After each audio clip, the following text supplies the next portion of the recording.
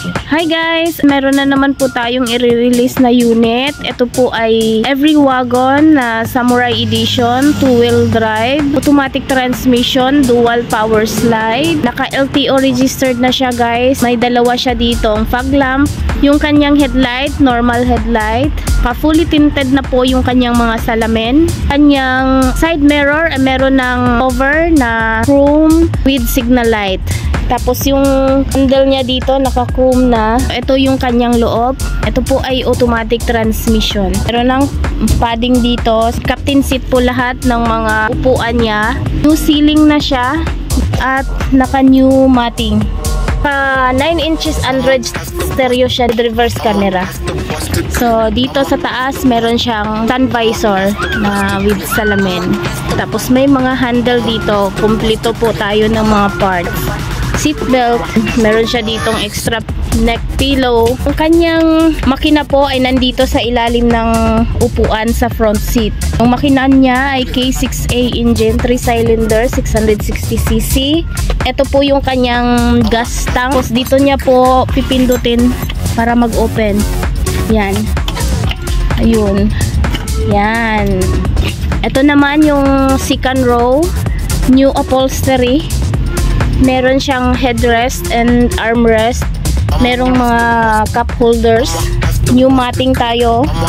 Yan, buo po yung matting natin dito. Tapos pinaipit natin dito sa plastic. Yung mga ano niya dito plastic na kasi ano siya, Every Wagon. Tapos yung kanyang mga upuan ay marirecline yan. Pwede din niya i-fold. Yan, i-fold natin. Ayan siya. Pag naka-fold yung kanyang upuan, ayan. Pati yung isa doon, pwede din yan ma-fold. Yan. So, ito po ay dual power slide. Yan. Yung dalawang sliding door niya ay power slide siya. Yan. Naka-mag wheels na siya dito ng 55 by 65 rim 14. Ito po yung taillight niya. Yan, vertical. So, ganyan yung hitsura niya dito sa likod. Pag naka-fold yung kanyang upuan. Meron na siya ditong plate holder. Ayan. Ito yung kanyang reverse camera. Close natin para makita nyo. Ayan. Meron na siyang design dyan na chrome. Yung kanyang back glass, ayan, buo yan, napa-curve. Meron siyang third light at spoiler sa taas. At meron pa siya ditong wiper. Meron siyang auto step dahil dual power slide siya. Ayan.